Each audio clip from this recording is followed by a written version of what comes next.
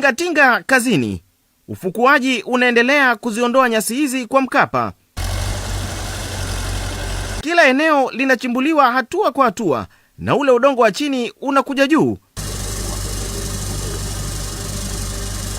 Ukistaajabu ya Musa utayaona ya Firauni. Hizi ni mbinu halisi za watu kufanikiwa katika imani zao. Kwa hiyo tukivikuta baadhi ya vitu ambavyo vimewekwa na wakulungwa, wadukuzi wa nchi tunasema, wadukuzi wa ardhi, wenyeji. Hapa uchimbuaji wa nyasi hizi unaibuka na vitu vinavyodhaniwa ni vya imani za kishirikina. Tumekuta vitu kadha wa kadha kama unavyoweza kuvishuhudia, lakini si vya kwetu, havituhusu, ila tu tutavipeleka sehemu husika kama kuvichoma moto, kuvitupa, lakini ndio changamoto ya kufukua. Siku zote panapofukiwa, ukifukua unakutana na unachokutana nacho. Ala, kumbe dimba hili lilikuwa limezindikwa. Ni moja kati ya vitu ambavyo na sisi tunajifunza, kumbe kuna kuoga na changamoto kama hizi katika 1 na 2.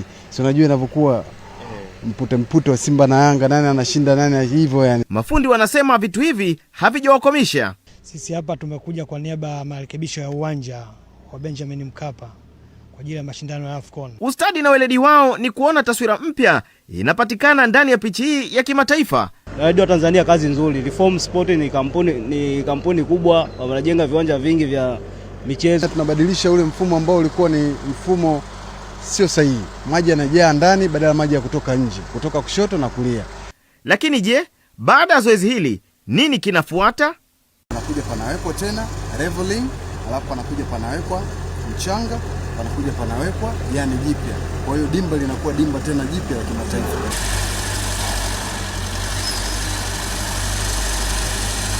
Namna hiyo, kazi. Zoezi la kutifua uwanja huu wa Benjamin Mkapa ndio linaendelea kwa sasa. Wakandarasi wapo kazini, kila mmoja kuhakikisha wanabadili taswira ya dimba hili la Benjamin Mkapa. Na kwa mujibu wa taarifa zinazohusu karabati huu ni kwamba zoezi hili la kubadilisha pitch uwanja huu litachukua takriban miezi 6, na baada ya hapo uwanja huu wa Benjamin Mkapa utaanza kutumika katika mashindano mbalimbali ikiwemo ya kimataifa ya AFCON 2027.